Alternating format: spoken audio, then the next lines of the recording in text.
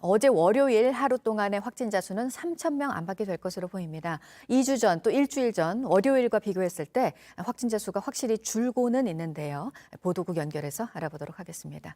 유미애 기자, 이 확진자 추이에 대한 얘기는 늘 조심스럽기는 합니다. 어제 확진자 수는 어떻게 예상됩니까?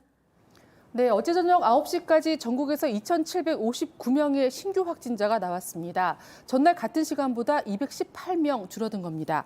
사회적 거리 두기의 영향으로 확산세가 한풀 꺾인 모습입니다.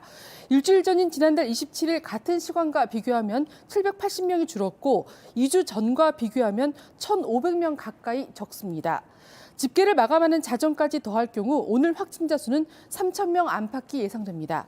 지난달 말 5,000명대를 이어가던 확진자 수는 새해 첫날 4,400여 명을 기록했다가 2일부터는 3,000명대를 이어가고 있습니다. 네, 늘 가장 중요하게 얘기가 되는 게 마스크를 써야 한다는 건데 쓰는 것도 쓰는 거지만 잘 써야 한다는 것도 중요합니다. 이 마스크 종류에 따른 효과를 분석한 결과가 나온 게 있죠? 네, 눈길을 끄는 보도가 나왔습니다. 월스트리트저널은 현지 시간 2일 마스크 종류에 따른 감염 시간을 분석한 결과를 보도했습니다.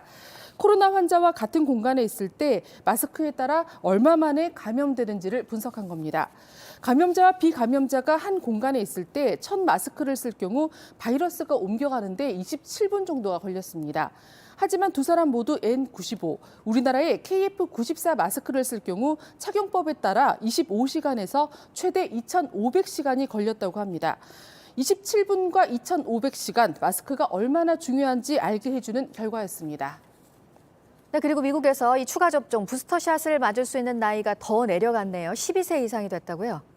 네, 앞으로 미국에선 12살을 넘으면 부스터샷을 맞을 수 있습니다.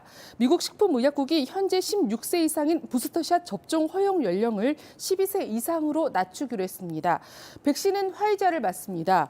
부스터샷 접종 간격도 현재 6개월에서 5개월로 단축했습니다. 미국에서는 12세 이상 17세 이하 아동과 청소년의 절반가량인 1,350만 명이 화이자 백신을 2차례 맞았습니다. 전 세계 곳곳에선 오미크론으로 몸살을 앓고 있지만 오미크론 진원지였던 남아프리카 공화국은 상황이 좀 다릅니다. 봉쇄 조치를 강화하지 않고도 한 달여 만에 감염의 정점을 지났다는 분석이 나옵니다. 남아공 대통령실은 지난달 말 심야 통행 금지령을 해제했습니다. 남아공은 또 감염자 추적을 위한 역학조사도 중단하는 등 사실상 대부분의 봉쇄 조치를 풀었습니다. 오미크론 변이 공포에 휩싸인 다른 나라들이 여행 차단 등 봉쇄를 강화하고 있는 것과는 대조적입니다. 한편 미국의 수도 워싱턴 DC와 버지니아, 메릴랜드주 일대에 새해 벽두부터 폭설로 비상이 걸렸습니다. 미국 국립기상청은 현지 시간 3일 이 지역에 겨울 폭풍 경보를 내렸습니다.